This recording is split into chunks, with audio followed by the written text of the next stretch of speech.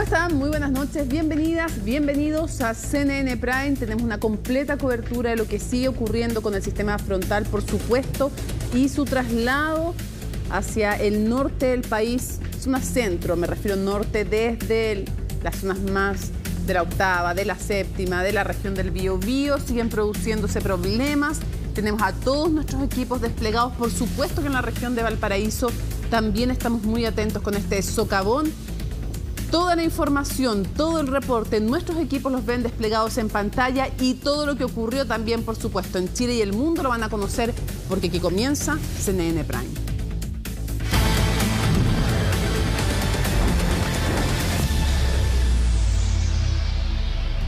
Comenzamos de inmediato, está en pantalla. Macarena Román desde Santa Cruz ha vivido días súper complejos por el sistema frontal, pero además por lo fuerte de las inundaciones. En un momento el 90% de la ciudad completamente anegadas, pequeños poblados también con problemas, y la crítica respecto también de dónde y cómo se construye y cuándo se moviliza la ayuda. Macarena, te escuchamos. Hola Mónica, buenas noches. Claro, nosotros hace pocos minutos nos trasladamos desde Santa Cruz hacia Lolol, una comuna que también se ha visto afectada en la región de O'Higgins por el sistema frontal. La verdad es que en camino hacia acá, en el minuto en que nos trasladamos, nos encontramos con situaciones igual de impactantes como lo que hemos reporteado durante la última jornada.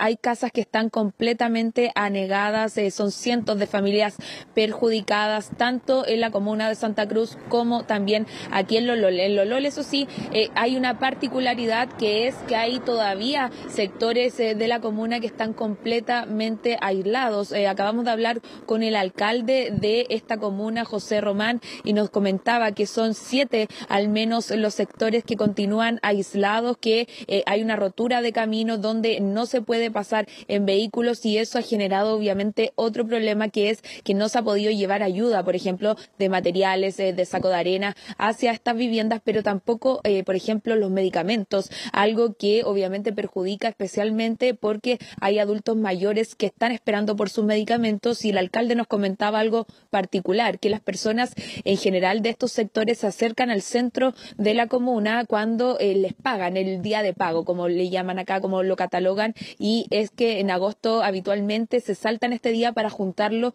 con el día de septiembre, así tener más recursos monetarios para las festividades, y es por eso que muchos ahí aprovechan de, por ejemplo, recoger sus medicamentos, de ir al médico, entre otras actividades que tienen que concretar. Y sin embargo, como se saltaron esta vez el día de pago de agosto, hay muchos de ellos que ya no están con medicamento, que sencillamente están arriesgando su vida porque les faltan medicamentos que son de uso diario, y que desde el municipio están intentando hacer lo imposible, nos decía el alcalde, para llegar a estas poblaciones. Lo otro es que son 8.000 aproximadamente los habitantes de esta comuna de Lolol, y el 30% de ellos correspondería entonces a los sectores que están totalmente aislados. Es por eso que mañana, por ejemplo, se va a llegar a alguno de estos sectores a través de helicópteros, porque no hay otra opción sencillamente para llegar a estas partes y trasladar ayudas, sea de medicamento, agua potable, y también porque están sin electricidad, un hecho que no es menor, obviamente, el agua potable sin electricidad, sin los medicamentos,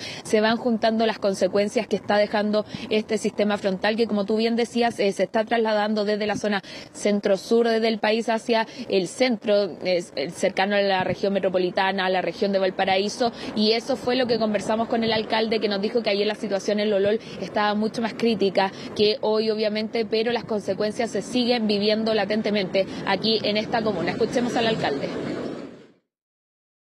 Tuvimos alrededor de casi el 100% de la comuna afectada producto de los cortes de camino, lo cual nos tiene muy complejo hoy en día para poder llegar con la ayuda a los vecinos. Tenemos también el tema de los APR que no están funcionando, gran parte de nuestra comuna depende de ello, y llevan familia alrededor de 4 o 5 días sin agua y sin luz. En este momento tenemos 7 sectores que están aislados, que estamos hablando más o menos del total de nuestra comuna, más o menos de un 30% de nuestros habitantes que están sin comunicación, en este caso con Lolol Centro, para poder abastecerse específicamente. Y lo que más nos tiene complicado es el tema del agua, porque como les dije, llevan 4 o 5 días sin agua, sin luz, y también el tema médico, que nuestra población es muy, tiene hartos adultos mayores, por lo tanto también no sabemos cómo están de estado de salud, no sabemos si tienen los controles, con el tema de los controles, sus remedios.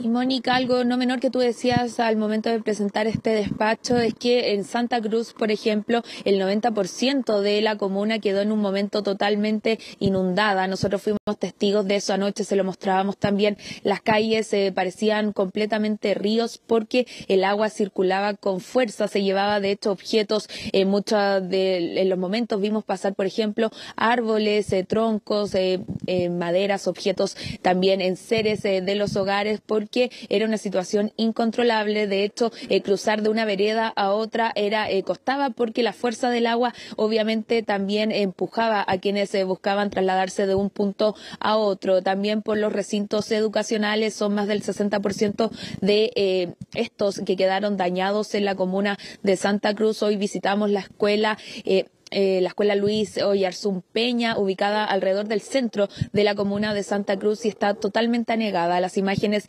eran evidentes, en las salas estaban con el agua al menos unos 10 centímetros por sobre el suelo, y también las canchas, en las mesas de ping-pong, una situación que el director nos decía les va a costar recuperarse porque había harta inversión y porque obviamente primero hay que empezar por sacar el agua y luego ya viene la limpieza y luego entregar las condiciones dignas para que los niños y niñas que asisten a esta escuela que llega hasta octavo básico puedan recibir la educación de calidad y en un espacio obviamente seguro, donde al menos no vayan a pasar frío, porque la humedad en esa escuela al menos era muy fuerte. Nosotros estuvimos ahí, fuimos testigos de eso. De hecho, nuestra compañera Belén Saldías preparó una nota donde hace un recuento de las distintas consecuencias que dejó el sistema frontal desde la región del Biobío hasta la región de Valparaíso, donde hemos estado presente con distintos equipos y donde se deja en evidencia que son miles de las personas damnificadas. Obviamente lo más importante han sido las pérdidas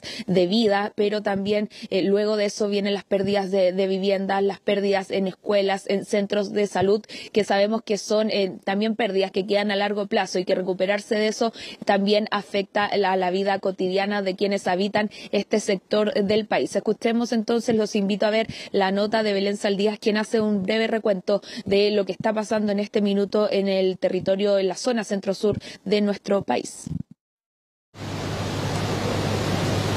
Las lluvias poco a poco han ido dejando gran parte de la zona centro-sur del país. Sin embargo, las consecuencias que provocó el sistema frontal siguen saliendo a la luz y son abrumadoras. Es solo cosa de ver imágenes aéreas de los lugares afectados para entenderlo.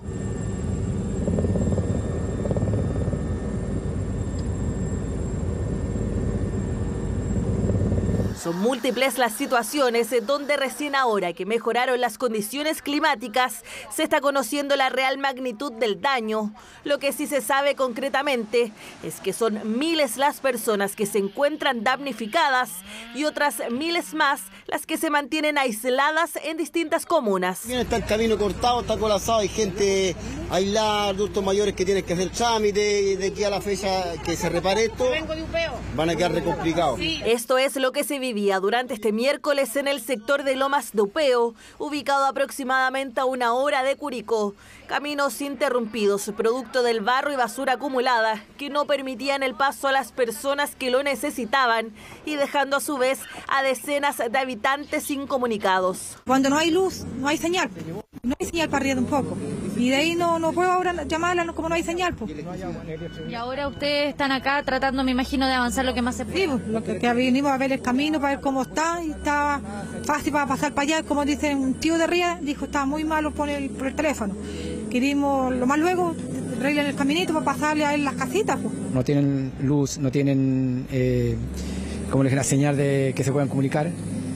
Y aquí para arriba lo malo es que hay mucha gente adulta mayor y niños. Y según la última información que salió por lugareños de arriba, de lo que he logrado comunicar ahora de Corral de Pérez, dice que más o menos de aquí a la última casa de arriba hay entre 25 y 30 partes cortadas el camino con grande magnitud, no poca. Esto se repitió en otros sectores de la región del Maule, lugares a los que por tierra no se podía llegar, personas que debían movilizarse por una necesidad mayor, por lo que se tuvo que recurrir a traslados aéreos. Trasladamos a 2 mujeres embarazadas, a un menor también que estaba complicado, con una sección traumatológica, que estaba en el sector de Iloca, en el sector de Licantén respectivamente, y esto continúa. Nuestra aeronave está dispuesta para poder ahora hacer trabajo en el sector coordinado. No solamente Carabineros, sino que también la Fuerza Aérea, que se encuentra desplegada en la zona.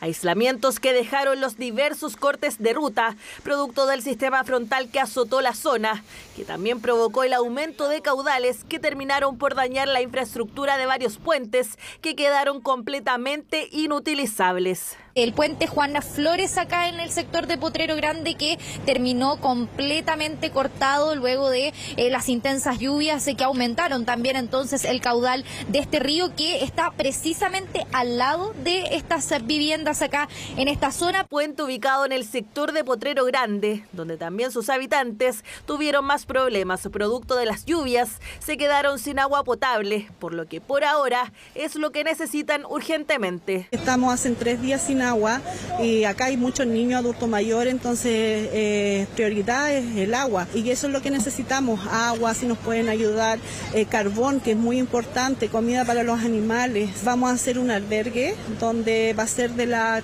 tenencia de Carabineros Potrero Grande, hacia adentro hay una sede. Situaciones que se repiten, algunas más graves que otras. Lo que es cierto es que la interrupción en los caminos y los aislamientos son parte de las consecuencias que ha dejado el sistema frontal en la zona centro-sur del país. Está cortado el camino desde la Higuerilla hacia Los Valdivia, ya hacia San Luis, hacia el sector La Botica.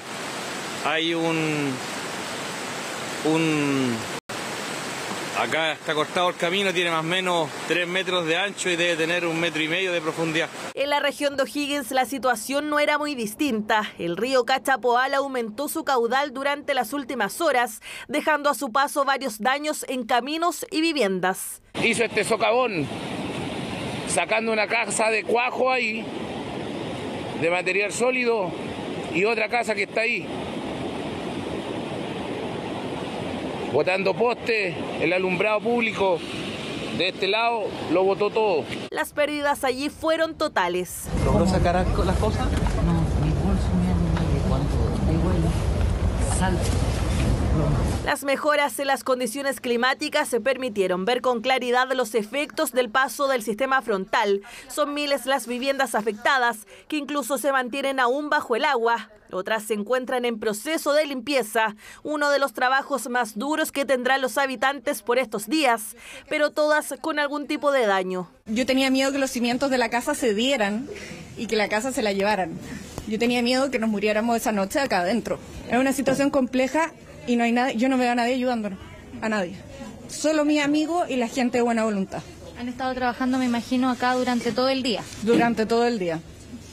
Y esperamos que en la noche no haya ningún problema. Otra situación que preocupa y que requerirá de diversas coordinaciones es lo que ha pasado con los establecimientos educacionales, y es que a la fecha son cerca de 1.600 los colegios que presentan afectaciones. La escuela Luis Oyarzún Peña de Santa Cruz es el claro reflejo de esto. Podemos ver las imágenes, cómo quedó esta escuela, realmente está totalmente anegada, no hay sala del primer piso que se haya salvado de estos estragos. Establecimiento que día a día recibe a más de 700 niños, no solo de la comuna de Santa Cruz, sino que también de sectores aledaños.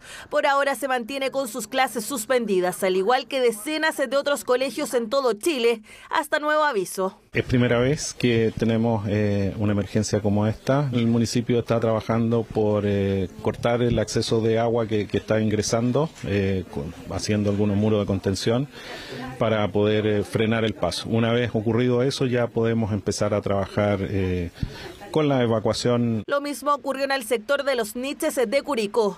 Allí se encuentra la Escuela República de Italia, que producto del agua que ingresó hasta sus dependencias, las pérdidas fueron bastantes. Perdimos mucho material. Teníamos hojas, el material de audiovisual, parlante, amplificación, lo perdimos eso. Hemos tratado de un poco organizar y gestionar qué es lo que hay que limpiar primero. Están reorganizando el alimento igual para hacerlo llegar a la familia. Coordinaciones que se tienen que hacer por cada establecimiento afectado, pero también a nivel comunal y regional, ya que se debe tener todo el catastro de los daños para que se pueda planear un retorno seguro de los estudiantes. Esperamos que a la brevedad posible se pueda retomar la normalidad en los establecimientos educacionales. Para nosotros es muy difícil tomar la decisión de suspender un día de clases. También tenemos que ser responsables. Mientras las escuelas no estén en condiciones para que la presencialidad sea una realidad, obviamente es algo que vamos a estar monitoreando con los sostenedores directamente. Diversos son los trabajos que aún quedan por hacer en todos los sectores que se vieron afectados por este sistema frontal. Los habitantes y autoridades de estas zonas esperan que las condiciones climáticas continúen mejorando y así poder comenzar con la difícil tarea de levantarse otra vez y reconstruir. Tú te encuentras en estos momentos en Lolol, como vemos en pantalla, que es parte de la provincia de Colchagua, en la región del Biobío, pero como Lolol, junto a ellas y en esta provincia, en esta región, además está Placilla, Pichilemu, Chépica, Santa Cruz, Pumanque, Palmilla, Peralillo, Navidad, Nancagua, Litueche, La Estrella, Paredones, también Marchihue. Estamos hablando de hartos lugares que tienen cada uno sus particularidades, que han sido fuertemente afectados y que evidentemente también requieren o pueden requerir de la ayuda. Y la pregunta es, ¿qué tal evalúa que ha llegado esa ayuda y el trabajo del Estado Central? El alcalde allá en Lolol nos puede dar de alguna manera una temperatura de lo que ha pasado o no en otras comunas también. Claro, Mónica, es algo que comentaba el alcalde durante la jornada de este martes. Hoy, eso sí, llegaron representantes del gobierno central a hablar, bien digo, con el alcalde William Arévalo, que representa, es el líder, el jefe comunal de Santa Cruz. Llegó primero en horas de la mañana el ministro de Educación, Nicolás Cataldo, para obviamente inspeccionar lo que estaba pasando en materia educacional. Visitaron en conjunto esta escuela que mostraba el reporte de Belén Saldías. Sí, también obviamente se mantuvo una reunión para coordinar, ojalá, el regreso a clases, que sea una clase presencial. Eso sí, es algo que al menos en el futuro próximo se ve un poco lejano, y de hecho las alternativas que estaban evaluando particularmente en la escuela Luis Oyarzún Peña era entonces hacer clases de forma telemática, algo que luego también reforzó desde el gobierno central la visita de la ministra de Desarrollo Social, quien también se reunió con el alcalde de Santa Cruz. Y en general, por ejemplo, en Lolol, cuando hablábamos con el alcalde, nos decía que también estaba el delegado presidencial de la región de O'Higgins, y es eso, el despliegue que se ha mostrado durante las últimas jornadas. Quizás hay llamados para que desde el gobierno central visiten más en las comunas, pero al menos hoy hubo visita del gobierno central en la comuna de Santa Cruz y también aquí en Lolol, y nosotros seguiremos atentos durante la jornada de este jueves a ver si se repite y a ver si las ayudas comienzan ya a concretarse, y también si se empiezan a despejar los caminos para llegar, por ejemplo, a los 7 sectores que en Lolol están completamente aislados, Mónica. Eso evidentemente es lo prioritario, el restablecimiento en los casos que así sea necesario de las rutas, eso es lo básico, que no haya personas aisladas, y luego ir haciendo el arqueo en el tema de los hospitales, en el tema de los centros educacionales y por supuesto, evidentemente, los servicios básicos son parte de lo más relevante. Las imágenes son súper impresionantes, lo que vemos en Lolol, esos niños, ese colegio, ese lugar de alimentación, de contención, de estudio, súper importante. Y vemos en pantalla también a Giselle Vergara, porque le agradecemos a Macarena, por supuesto, ya vamos a retomar contigo, porque hay un socavón en Viña del Mar que cortó esta ruta que une a la comuna con Concón y que ha obligado a evacuar además a los residentes del edificio que está más cercano a ese socavón. Giselle Vergara, tú nos cuentas, y hay responsabilidades aquí también que atribuye el municipio, y queremos saber qué dicen, y qué dicen también de vuelta desde el Ministerio de Obras Públicas. Hola Mónica, ¿cómo estás? Muy buenas noches. Sí, es una situación que se dio durante la jornada de ayer, una jornada en la región de Valparaíso donde precipitó mucho, fue mucha la lluvia en muy pocas horas y este socavón se produce acá, como lo decías tú, en esta ruta que une Viña del Mar con Concón a la altura de Cochoa y que finalmente ha dejado las imágenes que hemos podido ver durante esta jornada, un edificio finalmente evacuado, 25 personas al interior de este edificio que debieron ser evacuadas debido a la situación que se estaba viviendo bajo esta estructura. Hay una situación que tiene que ver con el Ministerio de Obras Públicas, que tiene que ver con un colector de aguas lluvia que existe hace ya varios años y que, como decías, hay responsabilidades que se están buscando. Desde el Ministerio de Obras Públicas señalaban que hay que investigar, pero lo que está claro es que existe una situación que tiene que ver con un colapso de este colector producto de la construcción que existe en esta zona. Para quienes conocen la zona de Concón, Costa de Montemar, Cochoa, saben que hace ya varios años la inversión inmobiliaria en la zona, la expansión inmobiliaria ha sido importante y esta podría ser una de las razones por las cuales este colector finalmente colapsa y provoca este socavón, esta situación en que se ha conocido y que ya venía desde el fin de semana pasado, porque durante el fin de semana pasado la duna que daba con el sector de Avenida Borgoño había cedido también producto de las lluvias y también de lo que tiene que ver con este colector que claramente estaba filtrando agua porque no está funcionando como corresponde. Conversamos durante esta jornada con la alcaldesa de Viña del Mar, Macarena Ripamonti, también con la delegación presidencial que se referían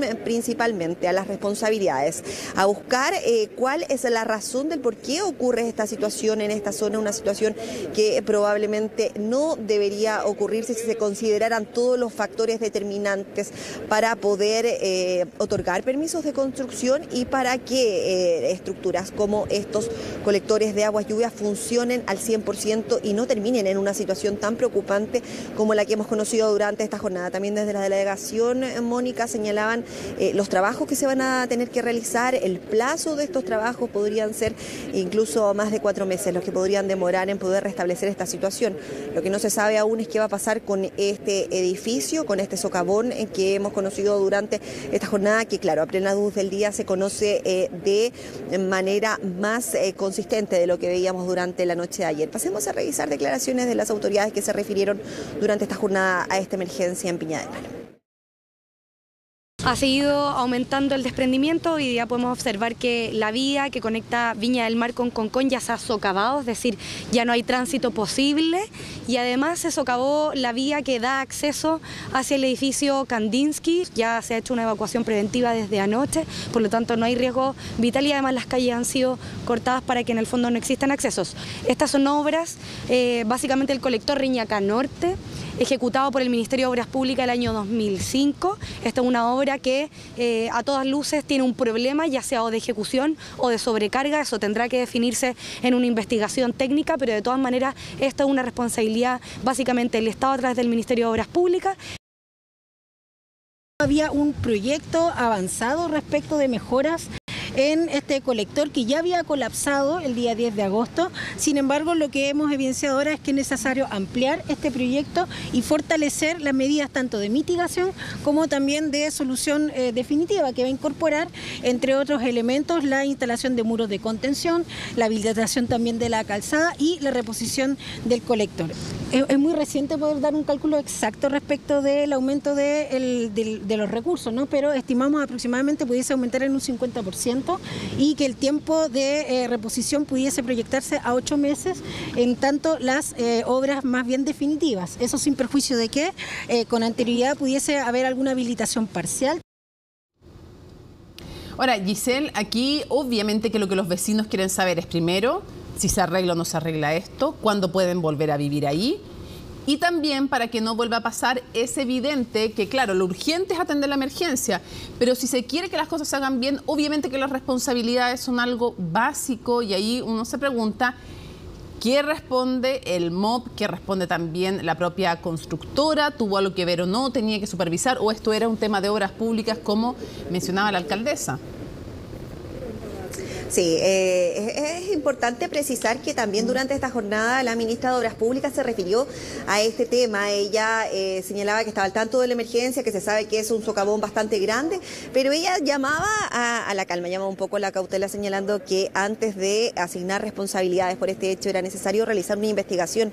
Era lo mismo que había señalado el Ceremi horas antes, el Ceremi de la región de Valparaíso, con respecto a poder determinar qué es lo que ocurrió definitivamente acá, qué se construyó primero, si se construyó el colector, si se construyó el edificio, si están las condiciones o no, pero apuntando principalmente a la cantidad de edificios que hay en la zona. Podría ser una de las razones de lo que se presume que podría haber ocurrido, que tenga una sobrecarga importante. Son colectores que son antiguos, del año 2007, claramente del año 2007 al año 2023 la cantidad de edificios que hay acá en esta zona no son las mismas, entonces es importante, como decían desde la autoridad, poder realizar una investigación. También señalaban que, claro, hay una emergencia a nivel país que hay que atender, pero que lo importante sería poder investigar toda esta situación, poder recabar los antecedentes. El colector en el año 2017 había sufrido también un colapso, no de estas características y ni de esta envergadura ni con estas consecuencias,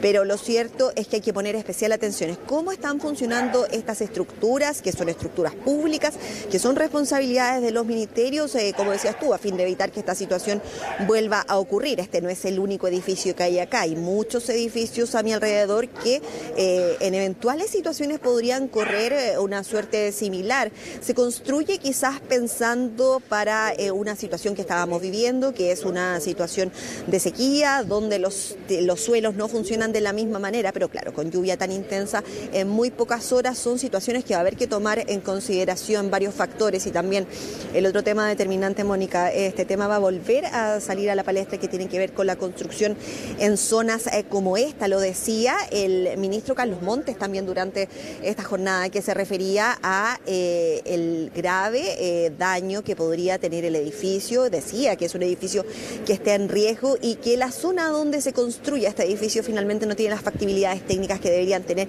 quizás estructuras terrenos que soporten estructuras de edificios de más de 20 pisos. A propósito de ambas respuestas, de lo que dijo el MOP y de lo que también señalan desde el Ministerio de Vivienda, pasemos a revisar declaraciones de ambos ministros durante esta jornada. Ese edificio fue evacuado anoche. Es un edificio que había 11 personas residentes, el resto como segunda vivienda, una cosa así. Y el socavón es grande, generado por el colector. Sin embargo, antes de hacer un juicio sobre quién es culpable o responsable de qué, yo creo que tenemos que analizar los antecedentes de cuándo se construyó cada cosa, quiénes otorgaron las autorizaciones, etcétera.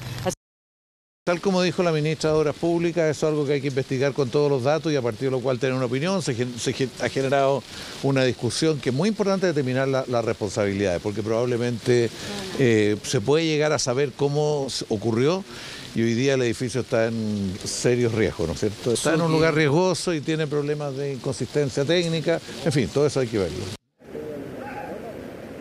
Dejó de llover, Mónica, durante esta jornada acá en Valparaíso. Van a venir jornadas con mejores condiciones climáticas, jornadas que van a permitir probablemente comenzar ya a trabajar derechamente. Tienen que sacar parte de la arena que quedó en el sector de Avenida Borgoño, que mantiene esa ruta totalmente cortada para el tránsito, pero también es muy importante saber qué es lo que va a pasar con este edificio, saber qué es lo que va a pasar con las personas que vivían acá durante esta jornada. Esperaban que les pudieran dar el vamos para poder volver a sus departamentos. Es una situación que finalmente no se dio, porque hay que tener la responsabilidad bastante clara también de lo que podría significar una situación mucho mayor en este recinto habitacional. Investigaciones que se van a dar seguramente durante los próximos días. Van a tener que sentarse a conversar también las autoridades con respecto a quiénes son los responsables de esta situación, cómo se soluciona este tema y finalmente si este edificio va a ser habitable o no de aquí en adelante. Sí.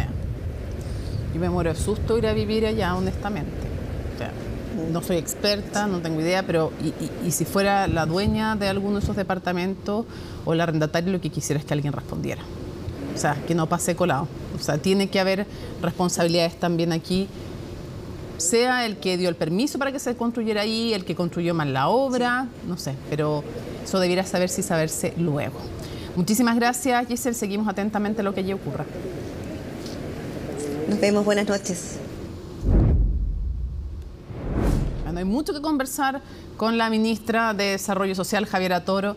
Gracias por acompañarnos en esta jornada, han sido días súper intensos. Sí, no, muchas gracias por la invitación. He estado recorriendo, vengo llegando justamente de O'Higgins, donde hemos estado en distintas comunas y todos estos días el gobierno ha estado desplegado. Bien impresionante la imagen, la veía bien impresionada con lo que veíamos en el edificio y en Viña. ¿Usted viviría ahí? Bueno, hoy día se ve claramente una situación muy riesgosa, como señalaban los ministros Montes, la ministra López, habrá que estudiar los antecedentes, pero claramente lo que correspondía en este momento era proteger las vías, evacuar y habrá que tomar decisiones con antecedentes técnicos. Me imagino que usted comprende el malestar de los que son propietarios de ahí, que ven que, no sé, unos metros están medio socavón. O sea, alguien tiene que hacerse responsable, me imagino, ¿no? Por supuesto, uno ve esa preocupación y quiero llevarlos a... Porque esa imagen es muy impresionante porque es un edificio, pero a mí también me ha tocado recorrer distintas zonas afectadas y también son muchas las personas que están en situaciones similares, quizás no un edificio, pero casas al borde de socavones, que incluso se las ha llevado el temporal y por lo tanto es una situación que, si bien aquí uno puede ver un caso que se van a buscar las responsabilidades, pero es un problema la construcción en zonas que son riesgosas, que claramente surgen en estos momentos. ¿Y está el compromiso del gobierno de buscar esas responsabilidades en cada uno de esos lugares? Bueno, en caso de que así corresponda, las instituciones lo tienen que hacer, de todas maneras. Ministra, quisiera preguntarle, en el mapa general que ustedes hacen ya a esta hora, el último reporte que usted tiene, ¿dónde están los principales lugares de preocupación? Bueno, estaba justamente esperando el último reporte, pero efectivamente hay unas afectaciones más importantes, yo diría concentradas en O'Higgins, Ñuble, o sea, O'Higgins, Maule, también Ñuble, pero especialmente Maule, lo que a mí me ha tocado recorrer, el número de personas que han debido ser evacuadas, el número de personas que hoy día se encuentran aisladas en la región de Maule, es muy significativo y eso yo también lo comparo con lo que fueron el sistema frontal de junio. Me tocó también recorrer la zona y se ve, a simple vista, se ve mayor la afectación y además la terrible situación de personas que han sido doblemente afectadas. Claro, porque a uno le pasa que hay cosas que cuando el sistema frontal es tan intenso, hay cosas que se dice, claro, no hay ciudad, no hay infraestructura que resista, pero hay otras que parecen que eran completamente evitables. Por ejemplo, cuando se acumula basura y las personas acumulan basura y dejan en un lugar que no debiera ser, como por ejemplo en el Canal Santa Marta, lo vimos en Maipú, pero también cuando vemos lo denunciado el alcalde de Curicó, que se construyen unas zonas que, según él dice, no debiera construirse. Claro, en esos casos la molestia y la indignación es de otro nivel, porque se dice, esto se podría haber evitado. Bueno, yo he estado trabajando estos meses en el plan de reconstrucción y haciendo un diagnóstico también entre los distintos ministerios. ¿Puede explicar a la gente que usted, el presidente, le asignó cuando estaba en otro cargo, cuando estaba en Bienes Nacionales, cuando era ministra de Bienes Nacionales, le asignó trabajar en el proceso de reconstrucción de la emergencia de lluvias que vimos hace un par de meses? Justamente, y estaba en esa tarea, de hecho, bastante avanzados en el plan de reconstrucción. Ya estábamos en las últimas... que estábamos haciendo los últimos ajustes entre los ministerios cuando vino este sistema frontal, por lo tanto estamos evaluando cómo queda la situación ahora. Pero en estos 2 meses, yo además de recorrer la zona, estar mirando las obras que se habían estado haciendo, también me he reunido con la academia, hemos estado con la ministra de Ciencias, con la ministra de Medio Ambiente y bueno, con los distintos ministerios, cuáles son las causales de una situación como esta. Yo, sin ser yo la experta en ese tema, y por supuesto habrá que hacer estudios más detallados, pero yo diría que son una serie de elementos que confluyen. O sea, claramente el cambio climático. En junio decíamos que un sistema frontal como ese era algo que pasaba cada 30 años y estamos dentro del mismo año. También hay problemas justamente como la acumulación de basura, la extracción ilegal de árido, una serie de factores que se suman. Y en alguna dimensión también la construcción en zonas riesgosas, y ahí en zonas rurales sucede mucho que han ido avanzando las ocupaciones o loteos irregulares y finalmente se han instalado. Y en algunos casos hay también responsabilidad del sector privado. Bueno, puede existirla. En la forma y lugar de construcción. Puede existirla, por supuesto que habrá que en cada caso investigarla, pero los casos que a mí me han tocado ver en general son asentamientos que se han ido creando, no necesariamente tan precarios, pero de autoconstrucción, de personas... Claro, muchas... lo que pasa es que en Santa Cruz vimos una ciudad en 90% inundado y uno se pregunta cómo eso puede ocurrir. Vengo de Santa Cruz, justamente. Sí, y quisiera preguntarle cuáles son las principales líneas de ayuda, cuáles son los principales programas de ayuda y qué va a pasar con los bonos que obviamente de inmediato nos empiezan a preguntar a través de las redes sociales cuándo y de qué forma se empiezan a pagar. Entonces, por eso le pregunto, líneas de ayuda. Bueno, hay distintos momentos. O sea, en esta primera etapa de la emergencia han estado las ayudas enfocadas en la protección de la vida, los albergues, pero también las gestiones de agua, de carbón, de frazadas, de colchones, de botas, todas esas cosas que son elementales para proteger la vida en estos días.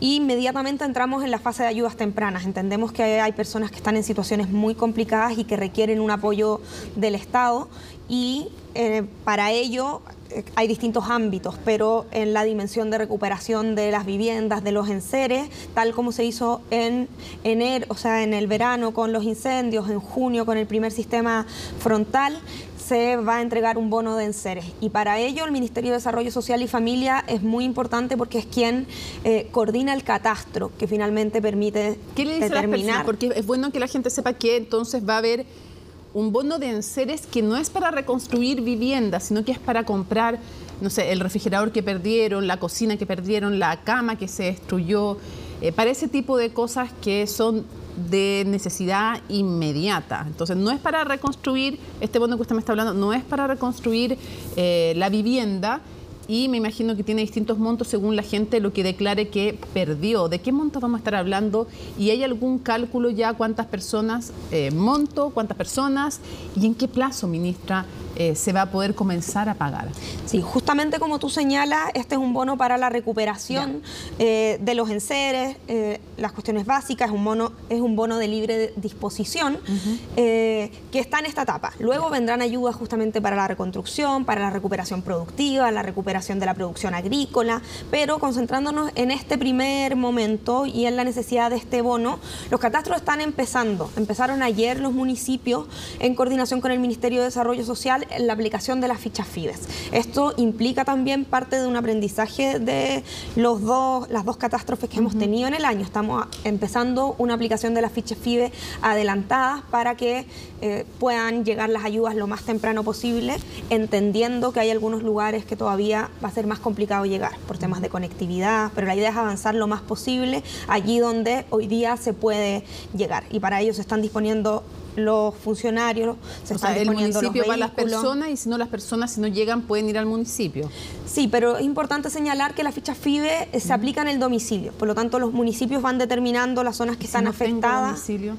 Es que en el domicilio donde se realiza la evaluación de la vivienda, porque uno de los objetivos... habitando, no mi domicilio original, porque hay gente que ha perdido su casa y por lo tanto no va a estar en su domicilio original. Entonces muchos se van a preguntar de inmediato, ¿y qué hago? Si no estoy donde habitaba normalmente, o porque está dañado, o porque se perdió la casa, literalmente, ¿qué hago? ¿Me van a ir a buscar a otro lugar o yo tengo que decir dónde me vayan a buscar? Eventualmente, la aplicación de la ficha FIDE puede iniciarse en un albergue o en la casa de un familiar donde esté habitando, pero luego va a requerir una validación en donde está o estaba la vivienda. Por lo tanto, estamos primero yendo a terreno para hacer más eficiente ese proceso. Es parte de lo que se aprendió de las catástrofes anteriores de este año, pero ahí son fundamentales los alcaldes que identifican quiénes son estas personas. Eventualmente, si hay personas que no han sido catastradas, pueden siempre contactando al municipio o al Ministerio de Desarrollo Social. Bueno, en loteos irregulares ya está una situación que está bastante presente en la zona centro-sur. ¿Cómo se hace con ese catastro? Ahí la pregunta es porque ¿cómo se hace el catastro? ¿Y dónde validan? Porque mucha gente se preocupa. ¿Cómo es eso de validar después en un domicilio? Si estoy en un loteo irregular, ¿cómo les va a llegar ese bono de enseres? Ahí hay que distinguir. O sea, ahora estamos hablando de la aplicación de la ficha básica de emergencia, que va a catastrar la situación real y donde vivían las personas, y se tiene que catastrar en ese lugar el daño y eso va a determinar las ayudas. Y es un bono que justamente como es un bono de emergencia está pensado para entregarse rápido, para poder permitir a las personas recuperarse al menos en parte. Pero luego para el proceso de reconstrucción hay factores como que se trate de un loteo irregular, la tenencia de la tierra, la zona crítica es muchísimo más complejo. Una pregunta, ministra, porque no lo sé, la verdad. Entiendo entonces que el bono de enseres es para todos los afectados según el grado de afectación, y es rápido, de emergencia, lo van a catastrar o en donde están viviendo o en albergues o en otros lugares. Pero el bono de reconstrucción, ¿se le va a entregar a quienes están construyendo en loteos irregulares o en tomas, o a ellos no se les entrega? Bueno, para terminar primero lo del bono de enseres, señalaba que se empezó a aplicar ayer la ficha FIBE, se va a avanzar lo más rápido posible. Mañana, este viernes va a salir la primera nómina para poder empezar a hacer los pagos la próxima semana. Obviamente eso en la medida que vaya avanzando el catastro. Y el bono, tal como en las emergencias anteriores, va a tener distintos rangos en función del nivel de afectación. Para informar eso también, en casos de afectación baja, el monto del bono es de 375.000 pesos, en afectación media de 750.000 pesos, en afectación alta de 1.125.000 pesos y en afectación muy alta de 1,5 millones de pesos. Y eso va a ser lo principal que se va a estar entregando las próximas en 2 semanas. Ya debería estar entregándose en 2 semanas. Sí. Los primeros sí, los primeros sí. Obvio. Puede que haya lugares, o sea, se demoren más. En junio, por ejemplo, hubo lugares que fue necesario llegar en helicóptero para catastrar, por supuesto demoró un poco más. Para ir avanzando, ¿qué pasa? ¿Va a haber bono de reconstrucción para aquellas personas que están en tomas, en loteos irregulares o no? Bueno, se está formulando el proceso de reconstrucción, pero estos casos son muy complicados y va a haber que evaluar cada una de las condiciones, porque los instrumentos del MIMBU, que son los que entran en la reconstrucción, tienen ciertos requisitos, por supuesto, y eso no se puede construir en un loteo irregular o en alguien que no pueda acreditar la propiedad o que no pueda acreditar que tiene una autorización del propietario. No hay bono de reconstrucción. En el mismo lugar donde se dan estas condiciones, no. Puede ser que haya otros instrumentos que sí apliquen a las condiciones de esas personas. Y ahí depende de si es primera o segunda vivienda. Y me entiendo que no se le entrega, primero por el riesgo que implica fomentar construcción en un lugar que puede ser inseguro, y segundo porque si no estaría en el fondo, si es una toma, por ejemplo, si le entrega bono de reconstrucción el gobierno, estaría validando eso. Bueno, pero eso fundamentalmente... Por eso le pregunto, esa es la razón, ¿no? O sea, esa es la razón, pero sobre todo pensando en el riesgo. Sí. Aquí muchos de estos loteos irregulares, quiero señalar, no son necesariamente tomas u ocupaciones. Pueden ser loteos irregulares, loteos brujos, personas que lotearon y vendieron acciones y derechos, que no tienen la propiedad propiamente tal, pero sí compraron derechos sobre un terreno. Entiendo. Se mezclan las dos cosas, la propiedad y la inseguridad. Justamente. Quiero seguir avanzando. ¿Qué le responde? Porque usted hablaba, los alcaldes son fundamentales en esto, ¿no? Y hay varias asociaciones de alcaldes, unas tienen una afinidad política, otras tienen otra afinidad política, otras no tienen, dicen, afinidad política, pero en fin, más allá de aquello, hubo una polémica con la AMUT, que es la Asociación de Municipios de Chile, y ahí el presidente de la AMUT, que es el alcalde más de Zapallar, Gustavo Alessandri, tuvo de alguna manera un altercado o una polémica con el subsecretario del Interior, porque el subsecretario del Interior dijo que no se podían movilizar las ayudas si es que los alcaldes no estaban en el fondo básicamente en el consejo y en el comité de gestión de riesgo de esa comuna, y desde la MUT, molesto, Alessandri le dijo que había que dejar las ideologías de lado y que las ideologías chocaban con la realidad y que estaban viendo además una ineficiencia pura del gobierno. ¿Cuál es su postura? ¿Qué le responde usted al alcalde Alessandri? Bueno, lo que señala el subsecretario Monsalve tiene que ver con la instalación del nuevo Sistema Nacional de Prevención de Riesgos y Desastres, que es lo que le está reemplazando a la ONEMI. Y lo señalo porque en el nuevo sistema forman parte de distintas instituciones y parte desde los gobiernos comunales. Los gobiernos comunales forman sus propios COGRIT, forman parte de la estructura de emergencia y por lo tanto son fundamentales para levantar la información, para solicitar la ayuda, para que luego pueda actuar la institucionalidad y puedan liberarse los recursos de Senapred, etcétera. Y en ese sentido, la instrumento, los alcaldes conocen perfectamente esto, es a través de una ficha alfa, que es una ficha muy sencilla que levanta la necesidad y así la procesa Senapred. Entiendo, ministra, lo que quiero entender también, es que entiendo que son fundamentales en esta nueva institucionalidad los alcaldes que estén presentes en esas instancias que usted está mencionando. Si lo que quiero entender es si usted me está diciendo con eso que hay alcaldes y de cuál serán de la mucho que hay alcaldes que no están en donde deberían estar respecto de estos comités. Yo he estado con alcaldes de distinto signo político, creo que eso no distingue en una situación como esta, al contrario, todas las instituciones están actuando de manera coordinada, pero si hay casos en que hay solicitudes que no han llegado, que no se han canalizado a través de Senapred, por supuesto no es posible para el sistema recibirlas, catastrarlas, pero por eso mismo... Si le preguntaba si es que había pasado eso. Eso es lo que le estoy preguntando. ¿Pasó que no canalizaron bien algunos alcaldes? Hay algunos alcaldes que han solicitado apoyo, que se han reunido. Por ejemplo, hoy día mismo yo estuve en Santa Cruz, estuve con el alcalde de Santa Cruz y él también había tenido una reunión con el delegado presidencial regional, con el director regional de Senapred, para también coordinar la manera en que se hacen esas solicitudes a través de Senapred. Y se está apoyando así a los municipios que han requerido ese apoyo. No me quedó claro si habían está apoyando desde el gobierno central. No me quedó claro si habían algunos que no habían cumplido con la forma adecuada. Hay municipios que todavía no han solicitado alfas. Entiendo, ya. Quiero cerrar con otro tema que no tiene que ver con la emergencia y es el siguiente. Le quiero preguntar, usted es militante del Partido Comunes y parte del Frente Amplio, parte del oficialismo, y le quiero preguntar porque había hoy día una controversia que tiene que ver con esta declaración que apoyan los diputados desde la oposición para leer la declaración que previo al golpe desde la Cámara de Diputadas y Diputados declaró fuera de la legalidad el gobierno o criticó, representó en el fondo que estaban fuera de la legalidad, quienes así lo votaron, el gobierno del expresidente Salvador Allende.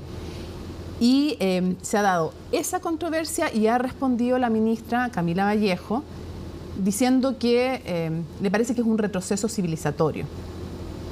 Y hoy día se sumó otro tema más, que es la negativa de algunos diputados a apoyar una declaración en contra de la violencia sexual que se ejerció contra mujeres en la dictadura. Bueno, también contra hombres, pero específicamente se estaba hablando de aquello y la diputada Navellán dijo que eso era parte de mito urbano. Quiero preguntarle por las dos situaciones, ¿cuál es su opinión? Bueno, o sea, son brutales esas declaraciones y no solo, lamentablemente, son de una persona, sino que se van viendo estas otras expresiones. Yo, o sea, lo que me dice que señala la ministra Vallejo, o sea, me parece que hay signos importantes de retrocesos civilizatorios. Uno esperaría que a 50 años del golpe de Estado, y esto no se trata de una distinción entre izquierdas y derechas, o sea, que toda la sociedad tenga claro y comparta una única visión de que el quiebre democrático no es aceptable, de que las vulneraciones a los derechos humanos no son la manera de resolver diferencias políticas. Así que la verdad es que es muy doloroso que a estas alturas, 50 años después, todavía no podamos tener un consenso tan básico como eso. Y yo sé que se ha encrispado la discusión, el debate, pero la verdad es que nuestro gobierno, el presidente en eso ha sido bastante claro, hace un llamado a que podamos tener una posición básica. Puede haber diferencias políticas, pero estas no se pueden resolver con un quiebre democrático. ¿Le parece que lo de la diputada Navellán es negacionismo? Bueno, sin duda, eso son declaraciones que niegan lo que ha pasado, lo que está acreditado en tribunales, situaciones, o sea, incluso hay diputadas ahí mismo en el espacio que ella comparte que fueron víctimas directas de la prisión política, de la tortura, de la violencia político-sexual. Entonces, la verdad es muy doloroso. Eso está investigado judicialmente, existen 2 informes de verdad y por lo tanto es muy doloroso que eso, y quiero insistir, que eso no sea un consenso básico. Cierro preguntándole, haciendo una distinción Porque hay que decir también que esta polémica surge porque el Partido Comunista quería que se condenara esa declaración. Muchos han dicho si tenía sentido pedir que se condene hoy día una declaración que fue hecha hace 50 años. Hay una discusión también política ahí, pero por eso el presidente de la UDI dijo que le parecía que esta declaración de los diputados de oposición, respondía a una provocación del Partido Comunista, con esta iniciativa de condenar esa declaración de hace 50 años, pero sí hizo una distinción, dijo que no le parecía tampoco el momento que distraía de centrar todo en la emergencia que estaban viviendo en el centro y en el sur del país. Hay un matiz ahí, también hay una diferencia, no sé si usted la valora. Bueno, es preocupante de todas maneras que exista siquiera la idea de eso, porque ¿cuál es la connotación histórica de lo que sucedió? Y lo señalaba el senador Insulza. O sea, una cosa pudo haber sido en ese momento esa declaración, más allá de que yo pueda tener un juicio histórico sobre eso, y otra cosa es ex post, sabiendo lo que significó, lo que justificó volver a traerla. Entonces, la verdad me parece muy, muy preocupante. Por supuesto, hoy día tenemos un contexto con la emergencia climática que es urgente y el gobierno está desplegado en eso, pero bajo cualquier circunstancia parece preocupante una cosa como esa. ¿No fue una provocación del PC intentar reabrir ese debate? Los partidos pueden tomar las iniciativas que estimen convenientes, sin duda, y los debates históricos creo que se pueden dar, sí, y pueden haber diferencias al respecto. En lo que a mí me parece que es cruzar una línea, es justificar el quiebre democrático, no ser capaz de decir, aquí hay actores políticos que no son capaces de decir que un golpe de Estado, el bombardeo a la moneda, la prisión política son hechos absolutamente inaceptables. Ministra, muchísimas gracias por acompañarnos en CNN Prime. Muchas gracias. Que tenga muy buenas noches. Y nos vamos a La Moneda porque estamos esperando que en cualquier momento el presidente de la República, Gabriel Boric, haga un balance porque justamente finalizó el trabajo del Comité de Ayudas Tempranas. Vamos a estar esperando entonces el reporte que se haga. Ivo, ¿tú te encuentras ahí? ¿Quién va a hacer la vocería? ¿El propio presidente? ¿Cómo estás, Mónica? Muy buenas noches. Sí, ya en los próximos segundos va a ingresar hasta la sala de prensa el presidente de la República, Gabriel Boric, una vez concluido el Comité de Ayudas Tempranas en el que él no participó, lo hizo el subsecretario Manuel Monsalve, la subsecretaria de Desarrollo Regional Francisca Perales y también el Senapred para proponerle al presidente medidas tempranas para las ayudas a las personas que han sido muy afectadas por este sistema frontal que ha afectado a la zona centro-sur. Será el presidente de la República, Gabriel Boric, quien va a entregar los detalles a continuación de eso. Se responderán preguntas por parte de los subsecretarios, así que ya es inminente la llegada del presidente hasta este punto de prensa para dar a conocer entonces estos detalles, montos, plazos, hacia dónde van a ir dirigidos en ayudas tempranas que se van a producir antes de que se cumpla una semana desde que comenzaron las lluvias, quizás a diferencia de lo que sucedió con el sistema frontal anterior, donde se criticó que se demoraron un poco estas ayudas. Bueno, ahora van inmediatamente, días solamente después de que terminen las lluvias, para ir en ayuda,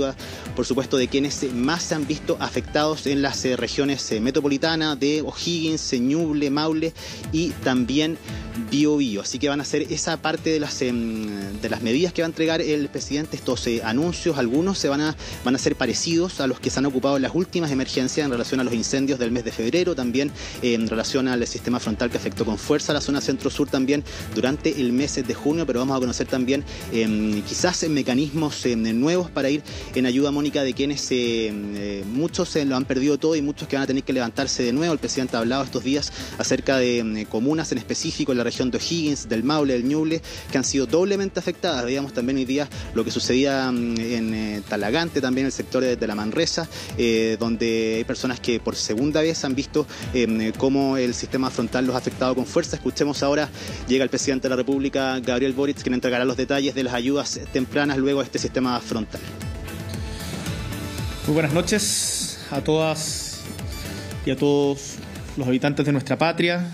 A través de los medios saludamos a los ciudadanos y ciudadanas en particular que han vivido momentos tremendamente difíciles debido al frente de mal tiempo que azota la zona centro-sur de nuestro país, Quiero contarles que estoy junto al subsecretario del Interior, Manuel Monsalve, y a la subsecretaria de Desarrollo Regional, Francisca Perales, con quienes estuvimos trabajando en los últimos días y me han dado cuenta de una serie de medidas que ayudarán a tener una mejor coordinación y, esto es importante, mayor rapidez en la entrega de ayudas tempranas que tanto se necesitan en momentos como estos. En esto es muy importante destacar que cuando estamos en terreno y conversamos con las personas en los albergues, por ejemplo, con Yesenia el día de ayer, y me manifestaba el sentido de urgencia que requería para poder tener la leche para su hermana. O cuando conversábamos con una familia de 5 personas que había perdido su casa y no tenía dónde quedarse y no sabía hasta cuánto tiempo iba a estar el albergue. Uno entra en un sentido de urgencia distinto que si lo conociera solamente desde la moneda. Y por eso hemos decidido apurar los procedimientos, por cierto, manteniendo los estándares de probidad, y siempre ahí hay una tensión, pero nos parece que lo más importante hoy día es ir lo más rápido posible en ayuda de las personas que han sido damnificadas.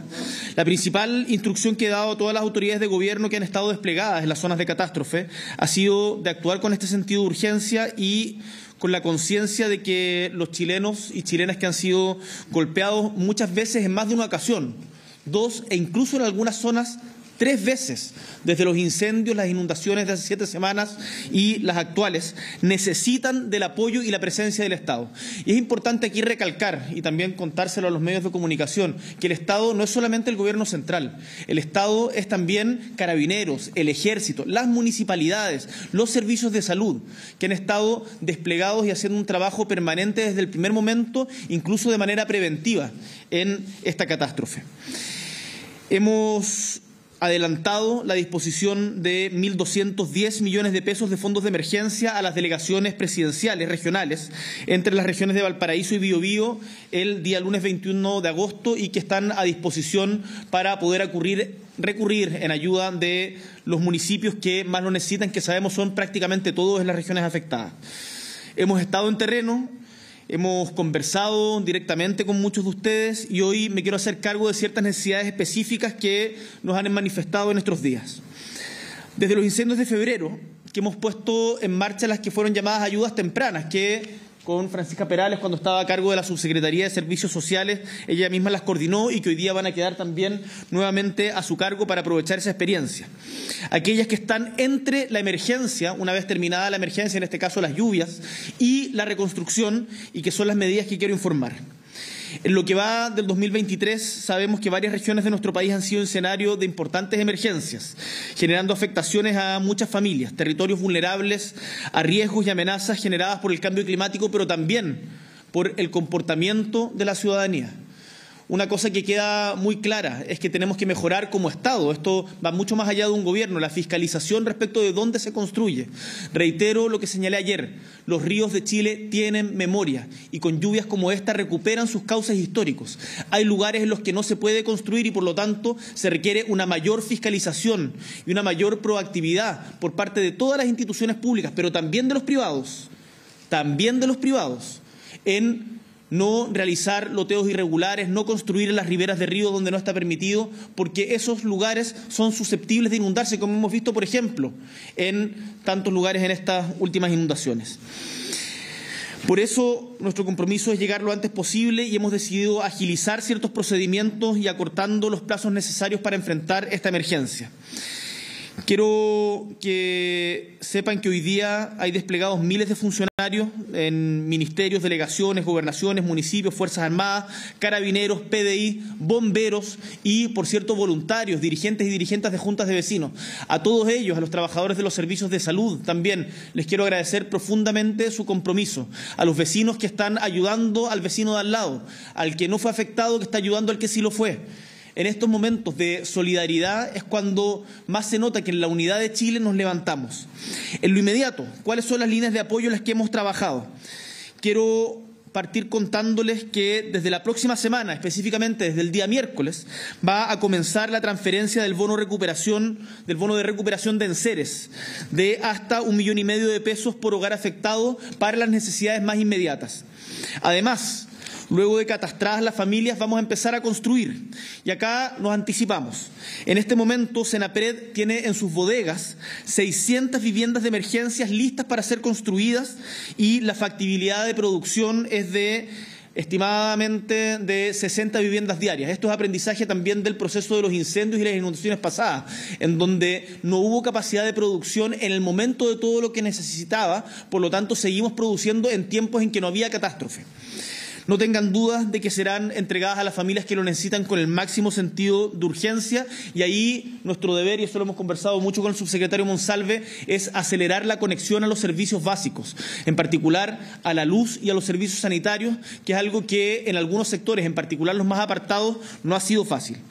Vamos a poner a disposición de todas las familias que hayan sufrido afectaciones menores de su vivienda un bolsillo electrónico de emergencia para la compra de materiales para la autoconstrucción, para no esperar todo el trámite que llegaba a demorar incluso hasta 4 o 5 meses de hacer una ficha, 2 fichas, ver qué era lo que se necesitaba, entregar los productos. Ahora vamos a hacer transferencias directas de autoconstrucción, a las que se les transferirá de hasta 50 UF, o sea, 1.800.000 pesos, dependiendo del nivel de daño que tengan sus viviendas.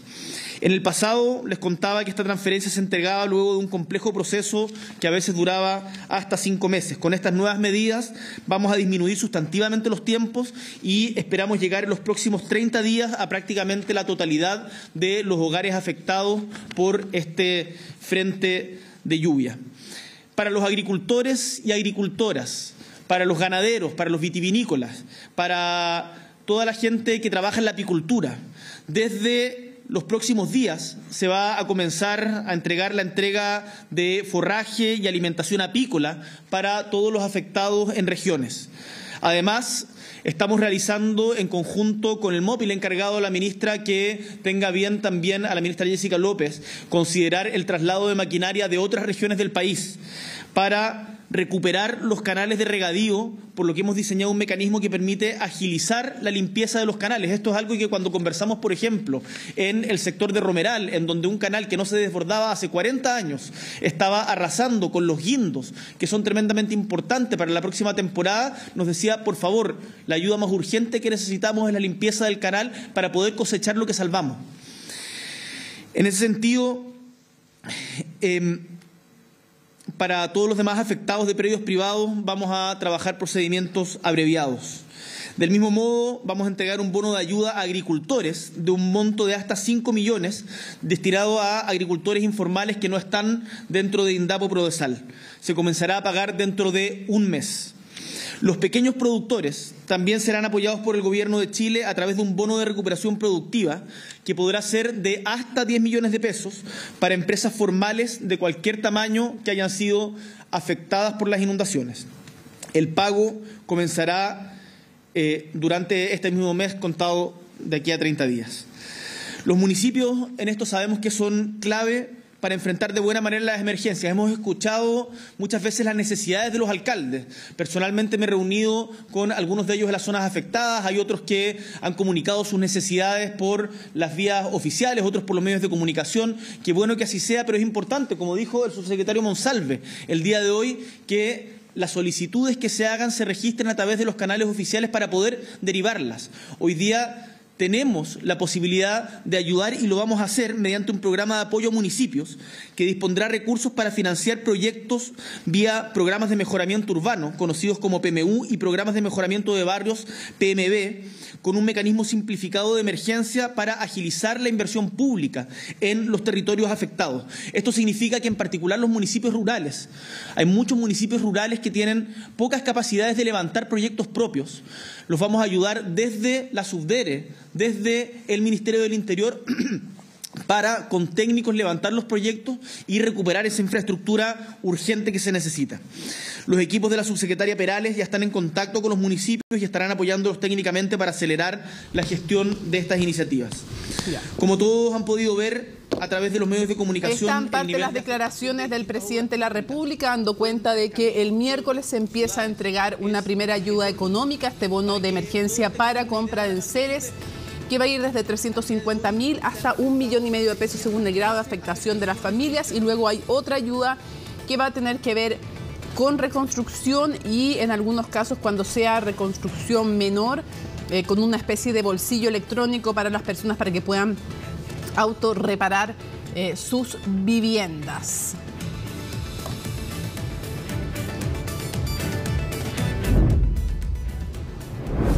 Y más de 100 milímetros de lluvia ha caído en la región metropolitana producto de este sistema frontal. Vamos a tomar contacto y lo ven en pantalla con Pablo Figueroa para conocer más de lo sucedido en esta zona. Pablo, buenas noches.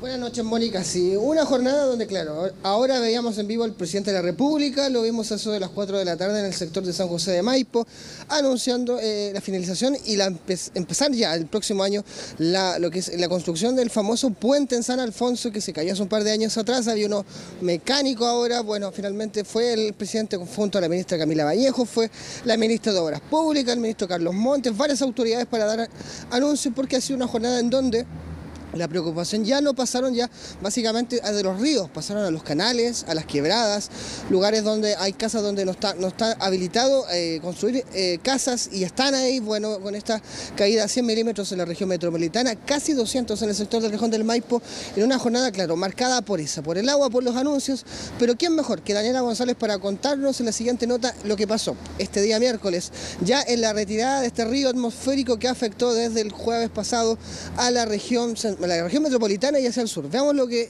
dice la nota de Daniela González. Son las imágenes que dieron cuenta de la llegada de un fuerte sistema frontal a la región metropolitana. Desde que Granadilla existe, yo creo que desde que O'Higgins pasaba por aquí, el caballo se le caía al agua.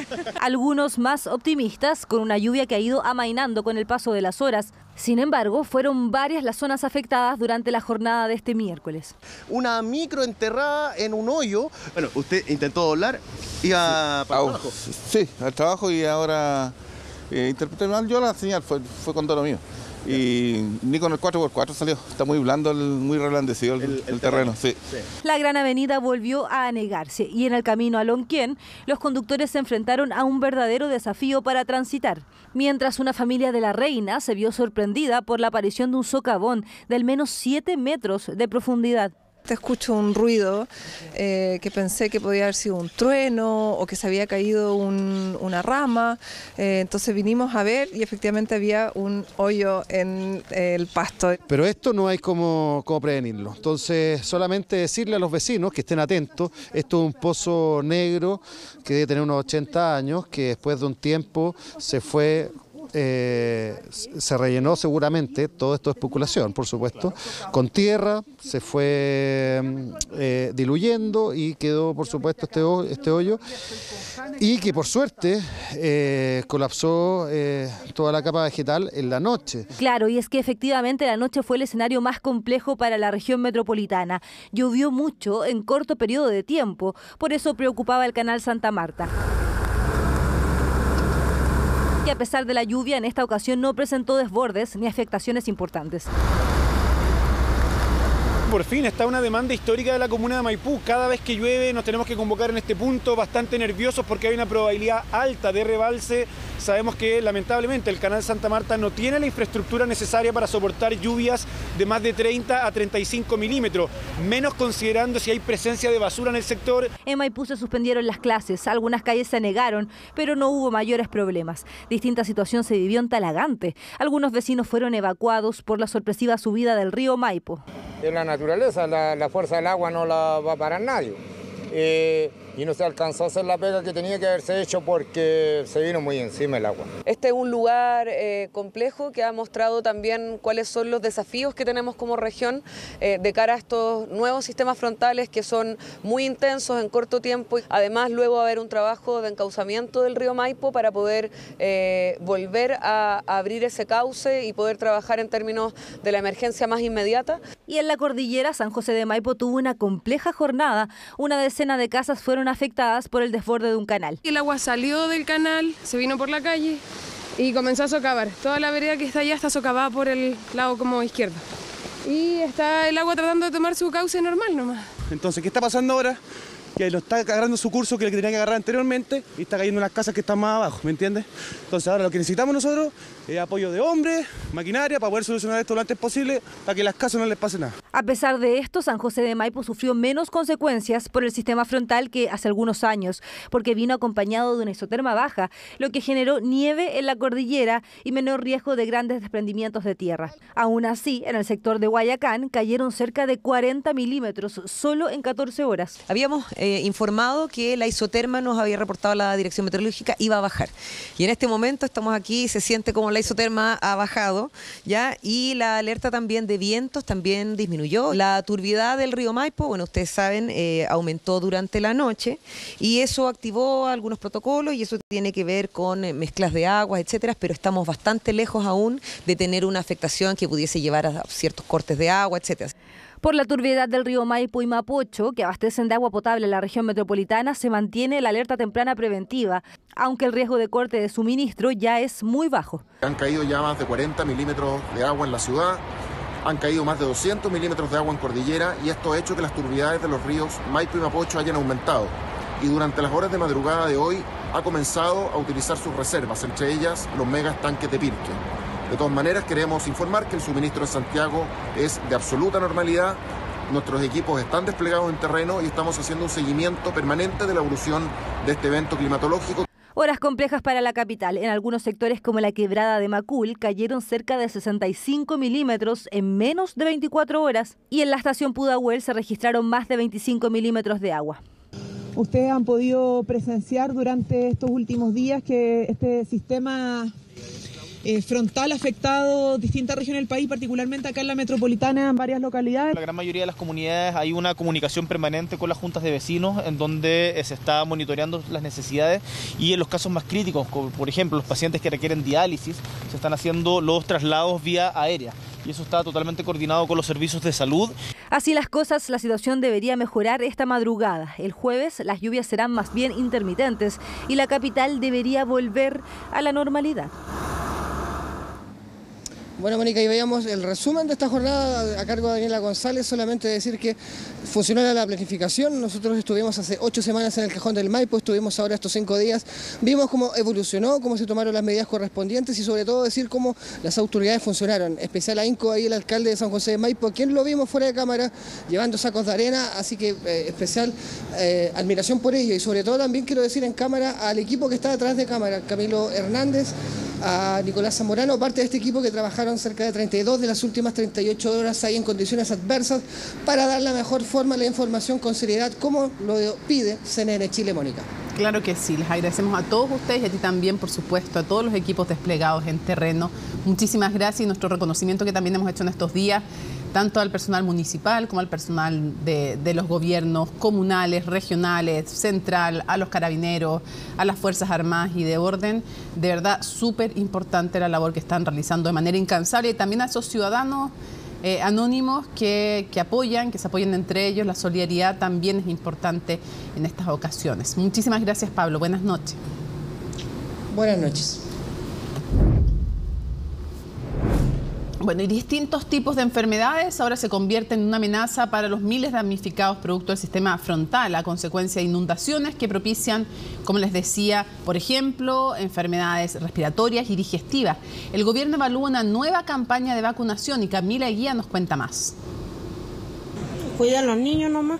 Tienen que estar ahí encerrados los niños, no pueden salir afuera, porque la humedad. Está muy complicado porque no tienen cómo funcionar su casa. Es la preocupación para quienes sufren las consecuencias de los desbordes y deslizamientos. Una vez que se retira el agua, el barro y los sedimentos de las casas, la preocupación se enfoca en los virus post-inundaciones. La lluvia y las inundaciones generan un gran problema, sobre todo con el acceso a agua limpia y también al acceso a alimentos sin contaminación. Entonces, lo primero es asegurar el agua. Tenemos tanto infecciones respiratorias como infecciones digestivas. Son las dos complicaciones médicas a las que se enfrentan las personas damnificadas. El primer riesgo se da cuando ocurre la la inundación, ya que el agua que irrumpe en viviendas es turbia y muchas veces arrastra fecas y sedimentos. Principalmente el riesgo con el agua, ¿no es cierto?, estancada o agua servida es al ingerirla. Ya solo el hecho de tocarla o estar cerca del agua no implica necesariamente un riesgo, pero desde el punto de vista digestivo.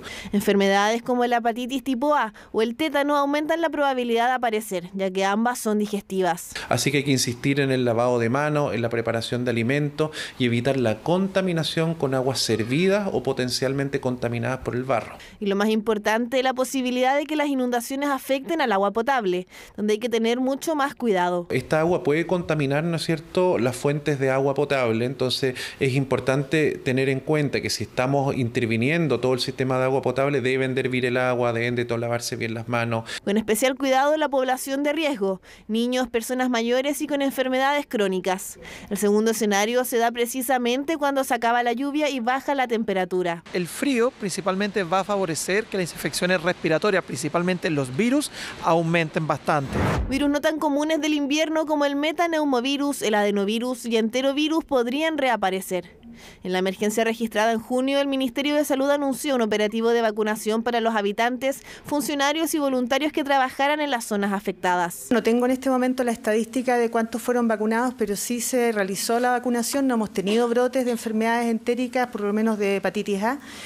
Tampoco hemos tenido caso de tétanos, por lo tanto la efectividad es esa, que nosotros lo detectamos a través de la notificación y de la vigilancia de enfermedades transmisibles. Por eso un nuevo operativo de vacunación se espera en estas zonas afectadas. Tantas infecciones y después, como dijo usted, la hepatitis es un tema bien complicado igual. Y las aguas que dejan harto que desear. Las casas que se inundaron, obviamente, los alcantarillados con que se dieron y son aguas contaminadas, entonces estaría muy bueno que el gobierno, la autoridad se haga parte de esto y que haga una vacunación para esto. En la medida en que tienen contacto con aguas servidas, eso se corrobora, se hace una verificación desde la autoridad sanitaria y nosotros administramos las vacunas. Así que nosotros en estos días ya hemos distribuido 490, pero en el evento anterior pusimos más de 2.000 vacunas. Con el hecho de vacunar a la población susceptible, bajamos el riesgo de contagio de hepatitis tipo A y el tétano que se produce, ¿no es cierto?, por el contagio con ciertas superficies que están contaminadas habitualmente con tierra, lo cual aumenta mucho las inundaciones.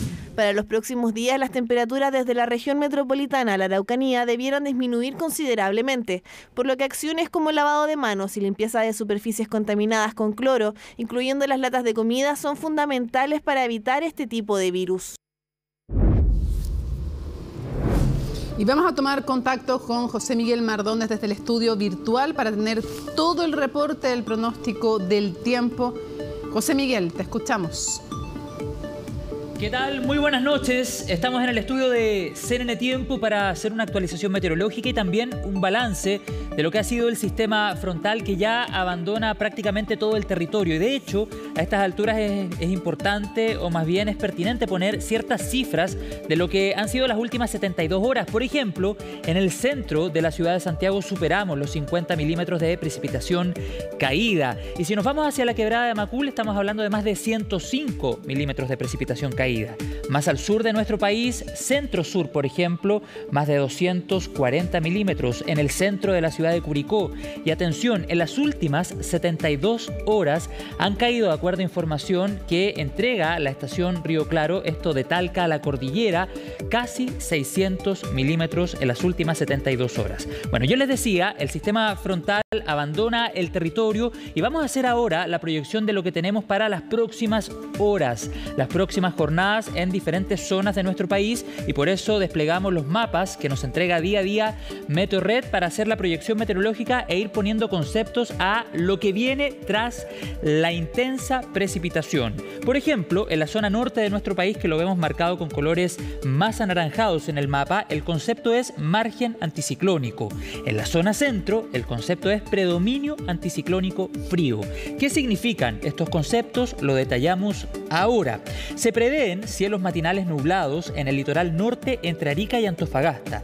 El sol aparece durante la tarde en todo el norte del país con escasa nubosidad. En la zona centro-norte se presentará una jornada de día jueves con sol y escasa nubosidad, lo que hará bajar las temperaturas durante el amanecer del día de mañana. Se cumplirá la regla que luego de la lluvia llega el frío. Eso pasará durante la mañana de este día jueves y también durante las mañanas de las jornadas que tenemos por delante. Santiago, por ejemplo, podría presentar mínimas entre 3, 4 y 5 grados dependiendo del territorio. Y atención porque el frío seguirá en aumento hacia el fin de semana, lo que les contaba recién. Zona sur y austral de nuestro país. Concepto inestabilidad postfrontal. Existe además la opción de formación de nieblas locales en varios tramos del centro-sur y del sur de nuestro Chile. Continuará la inestabilidad asociada a una baja presión que cruza el sur del país hasta la madrugada del jueves, dejando chubascos en sectores de costa y valles entre el Biobío y los ríos y posibles nevadas, atención, en la cordillera y precordillera de dichas regiones. La nieve también podría alcanzar la cordillera de la región del Ñuble y se van a registrar vientos intensos en Magallanes y nevadas hasta la tarde de este jueves. Justamente vemos el mapa de la nieve y también veíamos anteriormente el del viento. Por supuesto, lo seguimos actualizando.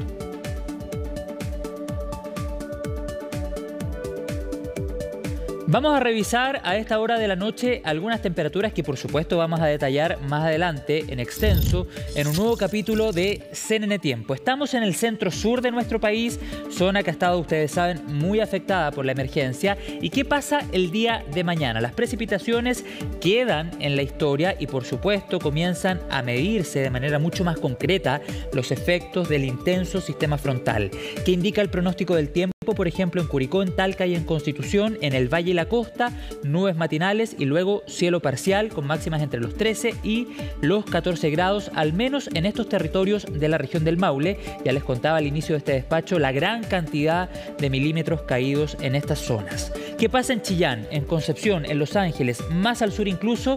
Veamos el detalle para contarles, por ejemplo, que la capital de la región del Ñuble espera un día jueves con cielo nublado y posibilidad todavía de chubascos aislados durante la mañana. En la tarde, cielo parcial. Ese es un pronóstico muy similar en Concepción y en Los Ángeles, donde vamos a tener una mañana con nubes, posibilidad de algunas precipitaciones de carácter débil y en la tarde, cielo parcial con máxima de 13 grados. Muy similar también en Talcahuano. Y antes de terminar el despacho, vamos a regresar a nuestra capital para revisar qué pasa el día de mañana en diferentes territorios, en distintas comunas de la región metropolitana. Atención, ya les decía al comienzo de este despacho, bajan las temperaturas mínimas y lo estamos revisando precisamente en las gráficas en diferentes comunas de la región metropolitana. Pero suben las máximas que van a durar muy poco rato, entre aproximadamente las 2 de la tarde y las 3:30, con cielo despejado. No será un sol que caliente lo suficiente o que no va a calentar tanto, a diferencia, por ejemplo, ustedes se acordarán de lo que pasó hace algunas semanas atrás con olas de calor. El concepto o lo más importante que tenemos que tener sobre la mesa en la región metropolitana al menos es que luego de la lluvia llegará el frío y tendremos una mañana muy pero muy helada. Por ejemplo, en Peñalolén con solo 3 grados de temperatura mínima, por supuesto algo muy similar en comunas cercanas a este territorio. Vamos a seguir actualizando y antes de finalizar les cuento que hay una leve posibilidad de nuevas precipitaciones hacia el próximo día lunes, que podrían extenderse incluso hasta la mañana del martes, pero esa es una información en desarrollo.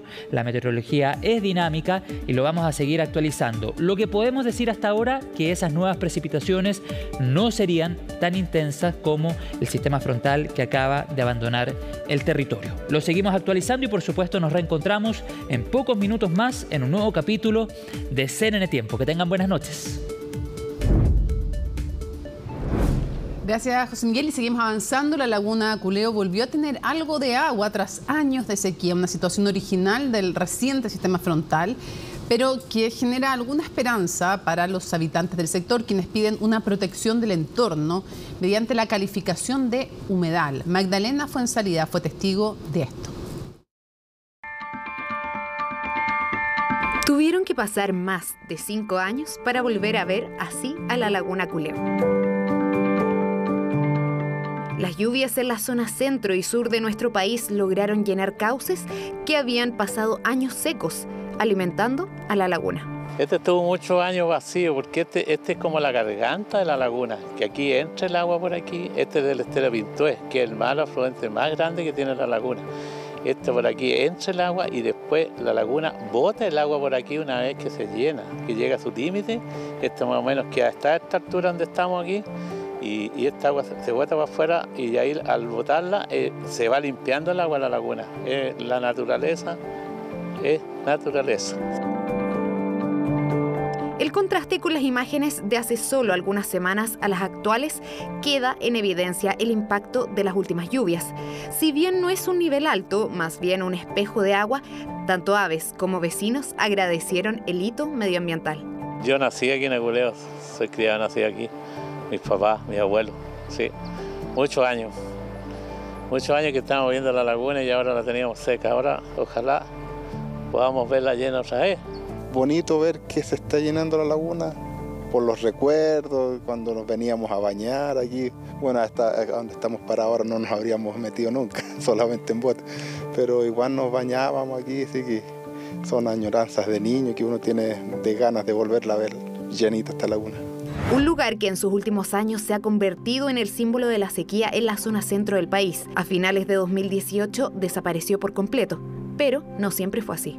Nosotros acá estamos parados ya en la laguna Culeo, pero ¿a cuánto estaríamos si es que estuviese en su nivel normal, debajo del agua, no?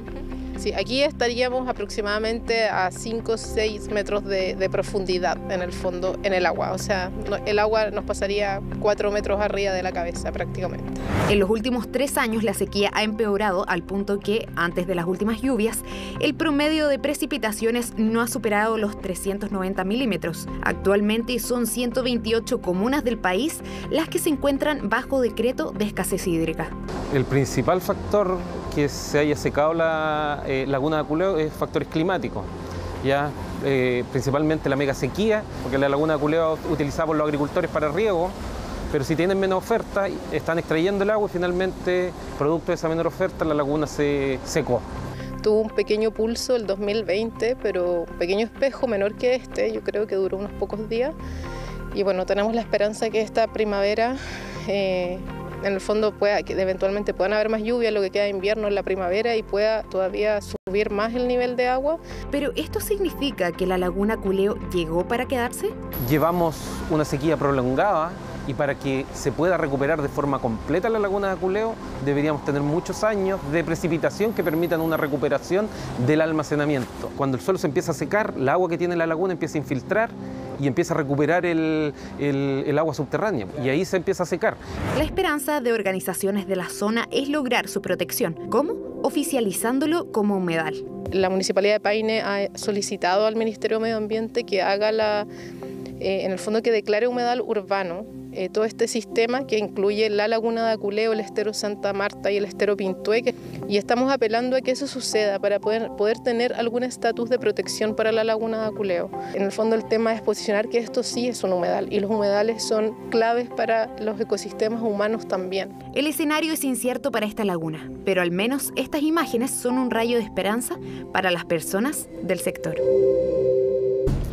Muchas reacciones generaron las declaraciones que en exclusiva realizó a CNN Chile la ex embajadora en Reino Unido, Susana Herrera. Desde Cancillería reiteraron que la exfuncionaria se excedió en sus atribuciones, a lo que ella niega. En tanto, en la oposición presentaron una denuncia por tráfico de influencias.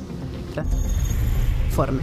Ninguna intención o esto que fuera algo de beneficio personal. Descargos de la ex embajadora de Chile en Reino Unido, Susana Herrera, quien renunció este martes tras ser fuertemente cuestionada tras presentar un millonario proyecto a la gobernación regional del Biobío, valorado en cerca de $5 millones.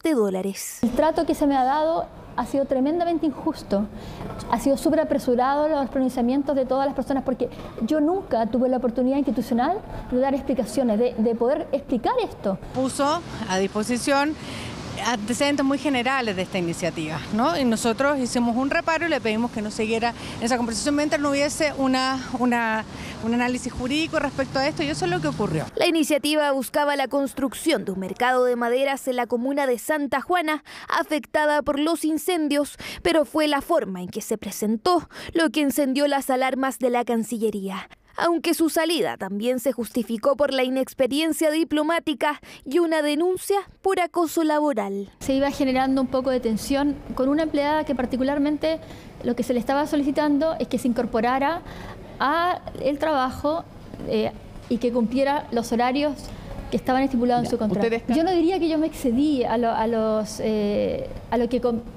lo que me correspondía hacer. Le manifestamos que eso sí había ocurrido, lo dijo claramente el canciller ayer. Está fuera del marco de lo que ella podía hacer, aquellas cosas que ocurrieron respecto a este proyecto en particular. La UDI junto al Partido Republicano presentaron una denuncia por tráfico de influencias en contra de Herrera, mientras que en el oficialismo persisten las críticas. Lo lamentable es que no haya dicho la verdad, haya mentido, porque claramente lo que dijo el canciller es muy distinto a lo que ella señaló. Yo fui embajador de Chile y a veces uno busca recursos en el país donde está para que apoyen proyectos en el país, pero es muy raro que uno busque recursos en Chile. Según la embajadora, estas iniciativas eran del interés del rey Carlos III, a quien le presentó credenciales hace menos de un año. El rey me dice, ¿sabes?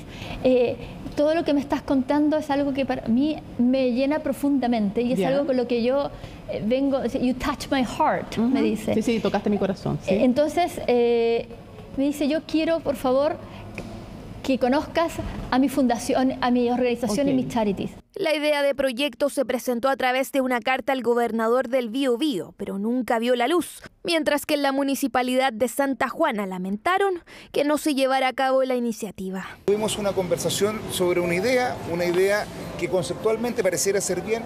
No hemos tenido ninguna conversación sobre un proyecto porque no ha ingresado ningún proyecto con esas características. El embajador se había contactado con nosotros, doliéndose de la situación que vivía Santa Juana en ese momento y con la intención de ayudarnos. Nos había mandado correos, pero no habíamos podido contestarlos porque estábamos en situación de emergencia y ahora nos enteramos por la prensa de esta situación. Nosotros entendemos que hay una buena intención y eso, no queremos que se cuestione la intención de poder trabajar con una comuna tan impactada como Santa Juana. Dadas las acusaciones por maltrato laboral contra Herrera, se abrió un sumario administrativo, mientras que para el Chile Day, que se desarrollará en septiembre, irá el encargado de negocios de la embajada, el diplomático Francisco Bartolucci. Vergonzoso. En fin, termina CNN Prime, viene CNN Tiempo y luego nos reencontramos en Conexión Global Prime. Como cada miércoles, análisis internacional en horario estelar. Súper relevante lo que vamos a conversar hoy día, porque vamos a analizar los resultados de Ecuador, la tremenda crisis de seguridad, narcotráfico, cuestionamientos a la democracia, crimen organizado, algo que debiera ser visto y escuchado por cualquier país en América Latina, ¿no? Y además, ¿quién es el nuevo presidente de Guatemala? ¿Y por qué hay que ponerle atención? ¿Cómo podría cambiar el panorama de fuerzas en Centroamérica? Porque es el país más poblado de Centroamérica. Bueno, eso entonces después de CNN Tiempo. Y terminamos entonces, miércoles 23 de agosto. Así estuvo nuestro país y el mundo. Somos CNN Chile. Buenas noches.